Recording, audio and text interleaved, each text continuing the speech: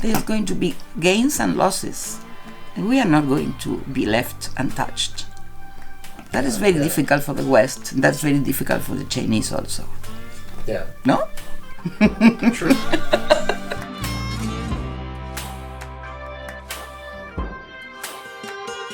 Okay, Cristina, thank you for joining me today for this discussion. And first of all, I wanted to ask you what brought you here to Cambridge. Okay, well, thank you very much for the invitation. I've been coming to Cambridge since the last 20 years. In fact, I am a member of the Center of Latin American Studies. And now I am still affiliated to the center as an associate researcher. But the thing is that I do not do, in general and at most, many research now on Latin America. That since the last 10 years, I've been researching on China. So I am just a floating researcher, but I come from time to time because, well, I like the place very much. It is very stimulant for me.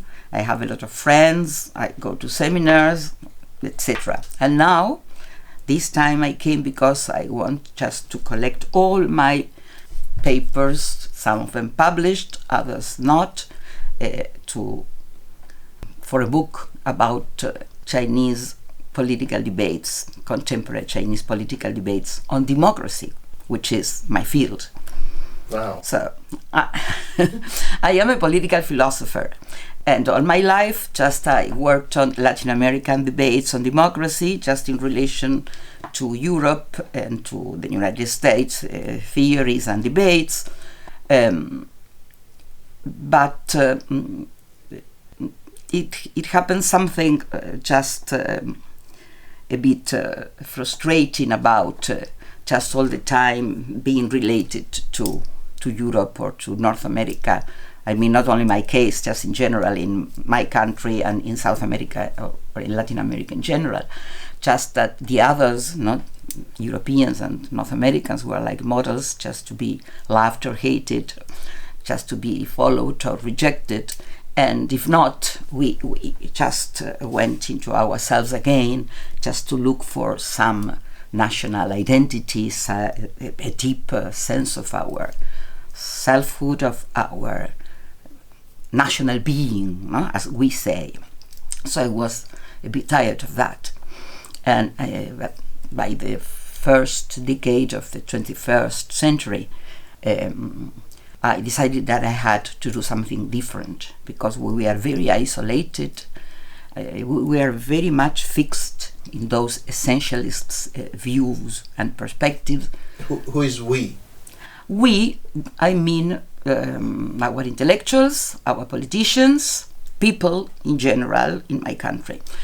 I don't want to speak about Latin America because I can't. But I know that is very, very, very similar that in my country. So when I say us, I am included in that, but I rebel.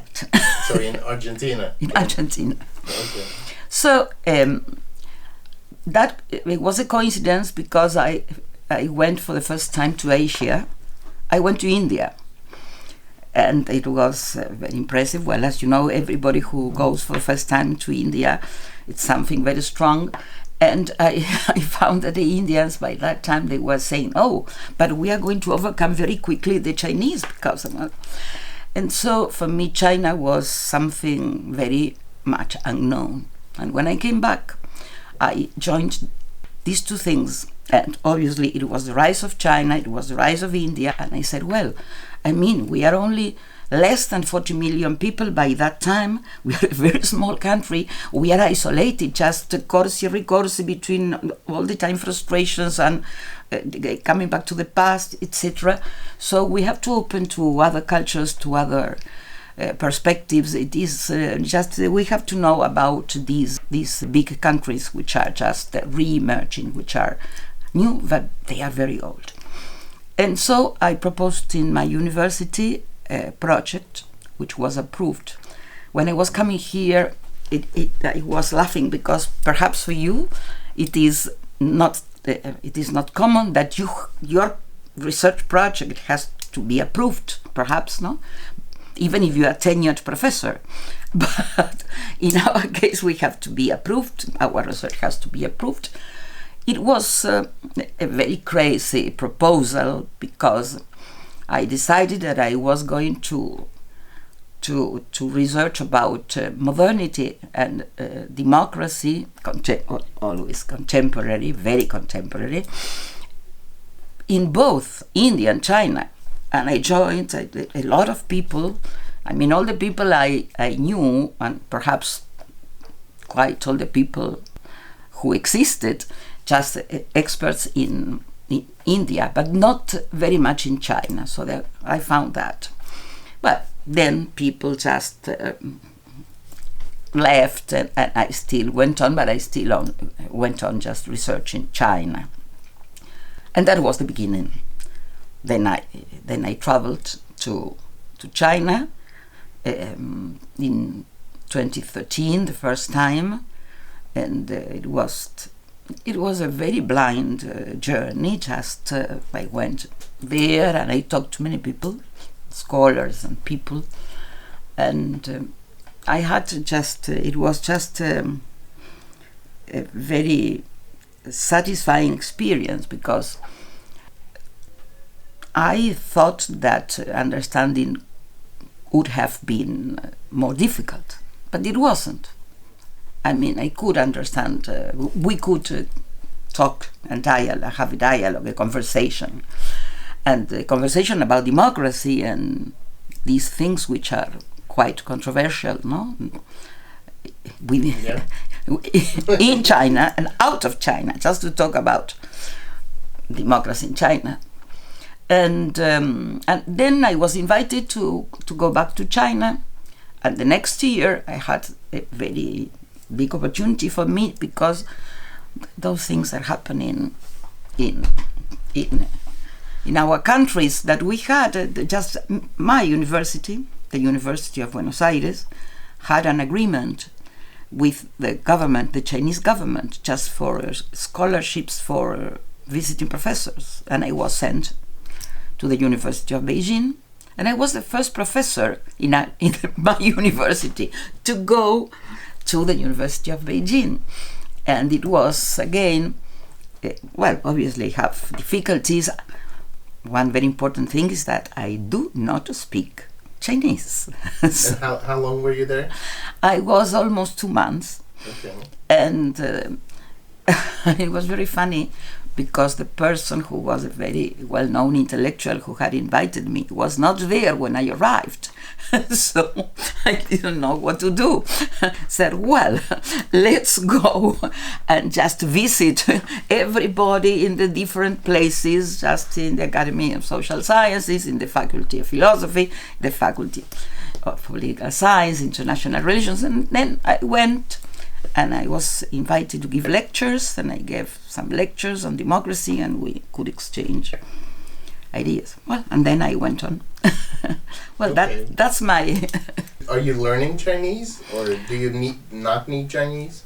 No, I need Chinese, and I have started to learn Chinese many times, many. I start very enthusiastic because I love languages, and it's not difficult for me. But the thing is, it's a very simple one that is very different when you are, let us say, an old person, and yes, and that you have just to dedicate many hours just to learn the language, and you need the time to do other things. So it is difficult, and that always just a moment came when I said, well, I'm leaving Chinese for a moment and I am going to do other things, but still up to just the midst of the last year, I was learning with one of the few professors in my country who is a specialist in Greek, in ancient Greek philosophy and in ancient Chinese philosophy, and who has a lot of knowledge about ancient Chinese and who is this? Maria Elena Diaz. Okay. She is for the Faculty of Philosophy. Yeah. She has a very nice website, which is China from the South. Okay.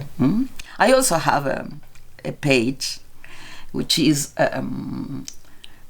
China, all under heaven. China Tianxia, but I'm not so dedicated as my as my teacher with the website, with the page, so with the blogspot.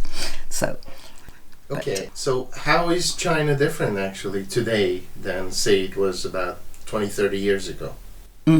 Well, I can speak. I can speak from the first time I went, and I have not returned yet, but in the previous decades, just from the Reform and Opening up to Xi Jinping, let us say, I think that there was a very great expectation about democracy. Democracy was something that was very much talked and thought,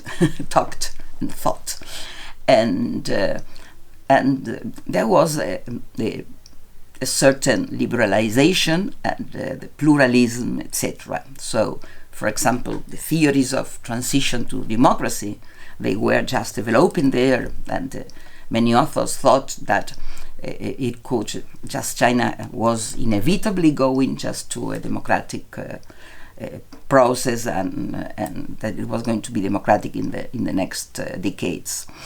And but as we know, those theories of transition to democracy failed because, democracy didn't increase anywhere, neither in China nor in Western countries. So, because if democracy is a controversial. Why is it important to learn about China today? Is it just because of its economic power, or there's something special going on in China? No, I think that and that was one of my first interests. I think that, first of all, we have to know about China, we have to understand China, and I think more, not only to know and to understand, but to be capable of mutual learning, of producing something new. I am a political philosopher. I think that we have to talk to and with anybody, and especially, well, they are a big amount of people who are thinking about these things. And on the other side, you have the need just to rebuild the world order. No? We live in an international system which has for centuries, I think, and it is not functioning. So we have just to renew it, and it is impossible to think that only part of the world is going to renew it. If they were doing so, but they are not. They are just sticking to this fossilized international system. So I think that Chinese people, Chinese intellectuals, had many things to say about that. No, and well, my main interest is democracy in China. Because democracy in China is related to world democracy, and that's something that pushes me to research on this area. So, and if we look into the past, the Chinese history, is there anything we can learn from there in terms of democracy? Well, I think that we can learn something which we can learn just to remove prejudices and to remove misunderstandings. Just, for example, to think that the origin of democracy is Greek, because I am thinking about Heidegger, no, who said that it was the orb of destiny. Well, and so we have to go through history and see that argumentations, discussions, debates, audiences, etc. Well, we found everywhere in the history, and in Chinese history also. When I just began, I am not a historian, I am not a political scientist, I am not an anthropologist, I am not a sociologist. So imagine my situation. But one day just came a book to me by Amartya Sen, and the book was the title, The Democracy of the Others. And he talked about these things, that democracy is not a Western invention. When we talk about democracy now, we are talking about liberal democracy, which has only a few centuries. And it is not the only kind of democracy. We have other types of democracy. Many of them, they have not fostered. Now, for example, deliberative democracy in Western countries. But there are very interesting experiences of deliberative democracy in China in the 20th century. So that's my special interest. We trusted in the West in participatory democracy, but it has failed also because, they are just movements which quite spasmodic. Then we have different kinds of democracy, populism, but we have also what the ideas, a Marxist idea of democracy, which we can find in China, or the idea of democracy as a working process, which is one of the proposals. So we have to ask many questions about democracy, because liberal democracy is only something which is not universal. On the other side, we can't say that everything that happens in the political realm is democracy. We can't just fall into a relativistic point of view. And so that's what we have to think of. Which democracy are we talking? And to make some questions about China. I reassume some questions made by others, and I made some questions about democracy in China, such as, for example, political culture in China. Is that political culture capable of democracy? Does it exist, democracy in China? Or is it only just something which came from Western countries, an imposition? Is it needed, democracy? Because that's the question. Is it needed? And what for? So, those are the questions that lead my work. And then I went through the debates. Obviously, some of the debates, I chose some of the debates in the different moments. And obviously that there has been a change since the Reform and Opening, as we were saying before, until now, because, now the debates are more centered on the idea of Tianxia, of the idea of empire of 2.0, of those ideas, no? Just more centered, paradoxically, on nationalistic views, but on the same time with a great desire of showing a universalistic point of view to the West. And so in the first decades of the Reform, they were talking, as I said, just more straight about democracy more nearest to Western democracy. But now many things have changed. So when we talk about democracy, is there a danger that we look at it very much from the Western point of view? Because this is... Oh, yes. This is a Western ideal, I guess. Even the name is.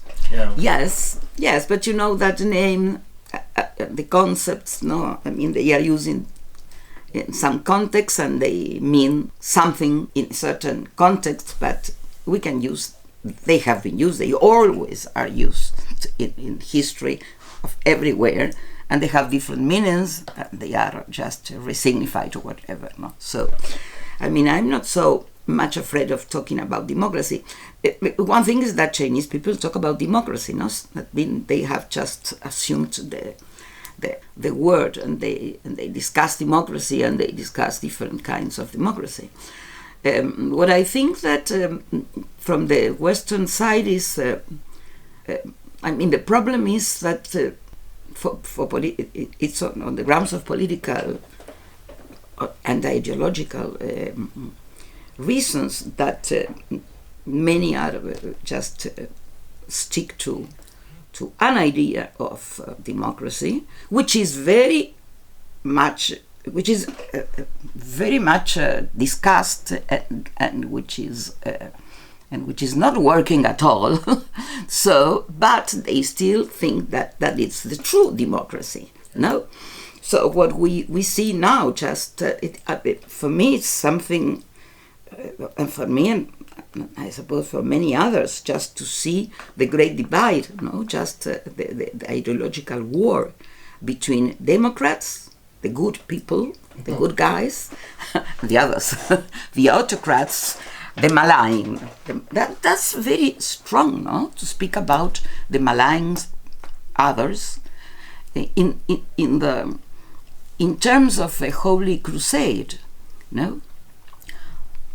Obviously, many people can say the same just on the other side, but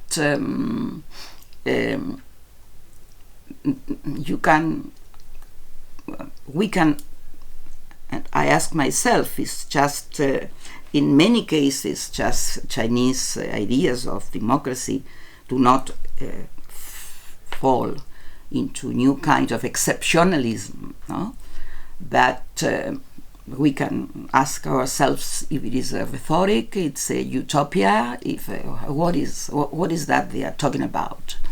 I see you here in Cambridge at the Needham Institute. Yes. At our department. You're coming Yes. to also not only modern talks on China, but also some pre-modern. Oh yes, topics. because, well, as I told you, I am not a historian, I am not, I am only political philosopher, and just very much focused on contemporary philosophy and on Latin American studies. And so for me, it has been a very great challenge just to enter this world, and I am very ignorant about lots of things. So that's why I go to every seminar I can, because I learn in all of them. And they are very useful for the comprehension, for my understanding of the things that they are talking about. And another big help was just to meet the page of David Ownby, whom I met here some years ago. But I just know about the web page, because I mean, in my country, in our countries, and I can talk about just the whole of Latin America, we have no translations. I mean, people do not know Chinese, scholars do not know Chinese. The scholars in my country who are very much aware of Chinese topics are economists and international relations. But when I started this project, I thought that I was going to find many people, and that I was the one who was out of everything. But it was not the case. There was a very big vacancy in sociology, in political theory, obviously in philosophy, political philosophy, in anthropology. And it is still like that, because I mean, we lack of bibliography. Many things are online, but it should be said that many people do not speak English, and so we have not Spanish translations. And so that's it was very important for me just to have the opportunity to read just what the Chinese intellectuals now were saying now, at this moment, because they were translated by David Ownby. And I collaborated with him just in translating some articles into Spanish. Okay. But then I gave up. Okay. So how important is this translation, or the availability of sources, primary and secondary sources? What do you think? Is it a huge deal? Because after all, they're available in English, but... Sorry, say it again. But after all, they're available in English, right? yes, but we do not have in English. French, for example. Yes. French sinologies. But we do not have either French or English or German, just so. We do not have.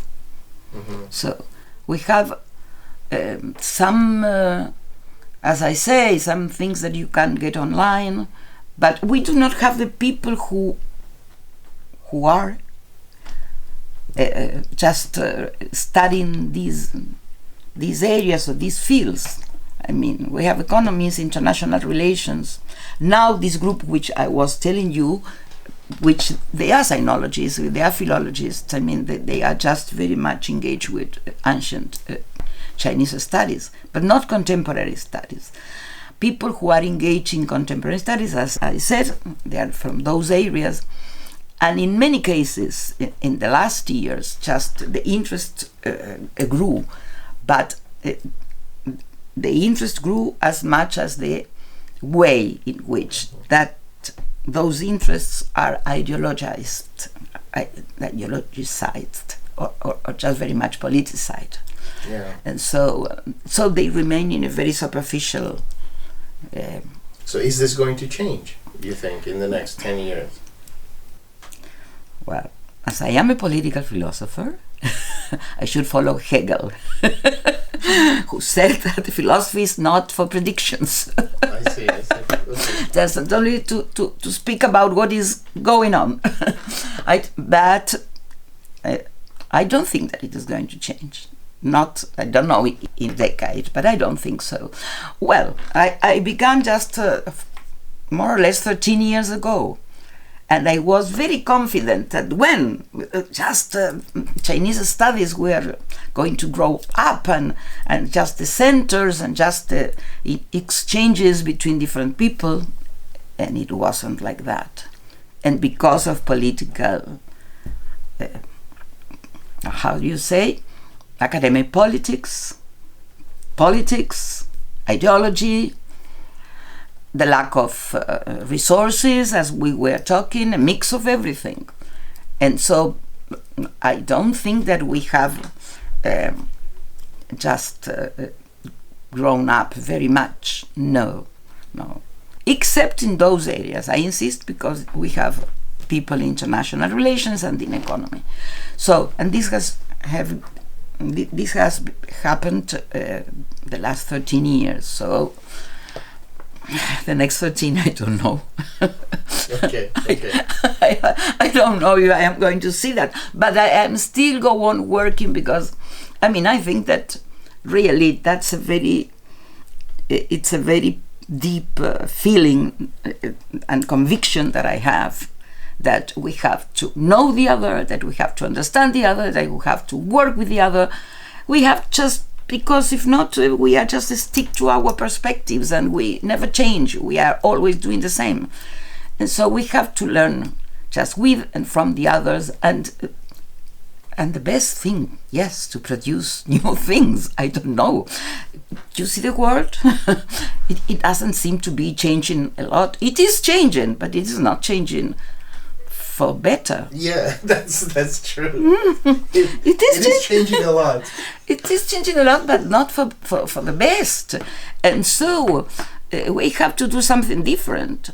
And I think that these presuppositions, which have to do with ignorance, with prejudice, with misunderstandings, I mean, they have to be overcome. Because if not, the political consequences are going to be terrible. They are now terrible, and they're going to be worse. Because I mean, we have to get agreements, and if we don't get agreements, we are going to deepen inequalities, unrest, war, and we are going to have less democracy. So. Okay. Well, that's I don't know if it's a positive ending or not. But thank you very much. What should I have said? Tell me. I don't know. Things are terrible, but they might be better. How are they going to be better? Yeah. Obviously, I think that politicians. I mean, the other day I was reading again Kissinger, who is not an angel precisely, but I mean, he is very lucid. He said, "Come on, just he said that before the war, before the Ukrainian war. So just the United States, with the politics of contentment with China, is completely wrong. It is very wrong that it is not an intelligent thing to do. And he's not a communist, no? I mean, we have to be more flexible. Yeah. And I think that we have to speak more overtly, more frankly, which it doesn't mean to take sides. No, not at all. Just to see what it is possible to be done. Yeah, I think so. I think in any way communication always helps understanding. Oh, yes. And then that reduces conflict, actually. But yes. But for example, the other days also, you say, what I am doing here? Well, I went to many places. And I went to two lectures in the Center of Geopolitics.